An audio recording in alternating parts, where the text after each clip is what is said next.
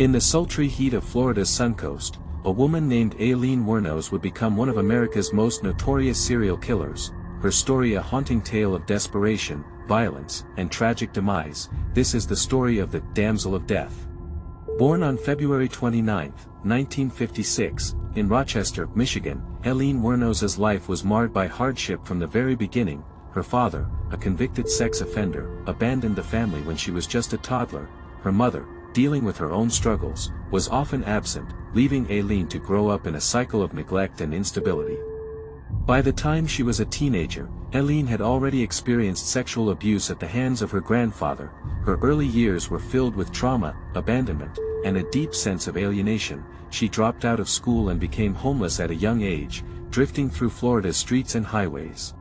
In her late teens, Aileen's life took darker turns. She resorted to sex work to survive, a desperate act driven by circumstances beyond her control. It was during this period that her mental health and emotional stability began to unravel. On January 4, 1989, Aileen Wuornos' life changed forever. She shot and killed her first victim, Richard Mallory, a convicted sex offender himself. She claimed she shot Mallory in self-defense after he attempted to assault her during a car breakdown.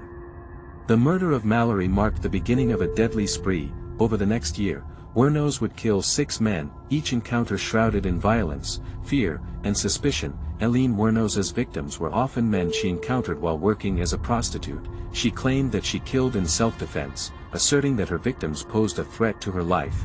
But as the bodies piled up, suspicions grew. Her murders were brutal, shot multiple times, often with her own handgun. The media sensationalized her as the Damsel of Death, painting her as a femme fatale, a seductive, dangerous woman who lured men only to kill them. Aileen Wuornos' case challenged societal perceptions of women, violence, and mental health. Was she a cold-blooded killer or a victim of her circumstances? In 1991, Aileen was finally captured in Florida. Her confessions and the overwhelming evidence led to her conviction for the murders of Richard Mallory and others. During her trial, Wuornos' defense argued that she was a battered woman, a victim of years of abuse who snapped under pressure. Despite this, she was found guilty and sentenced to death. Her life on death row was a mixture of interviews, reflections, and moments of despair. Aileen claimed she was a victim of a broken system and a society that failed her. On October 9, 2002, Aileen Wuornos was executed by lethal injection.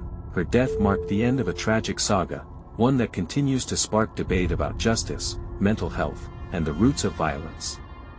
Her story has been the subject of numerous documentaries, books, and films, most famously the 2003 film, Monster, in which Charlize Theron portrayed her, earning an Oscar for her performance. Was Aileen Wuornos a monster, or a victim of circumstances? Her life underscores the tragic consequences of abuse, neglect, and societal failure. Her story forces us to confront uncomfortable questions about justice, mental health, and humanity.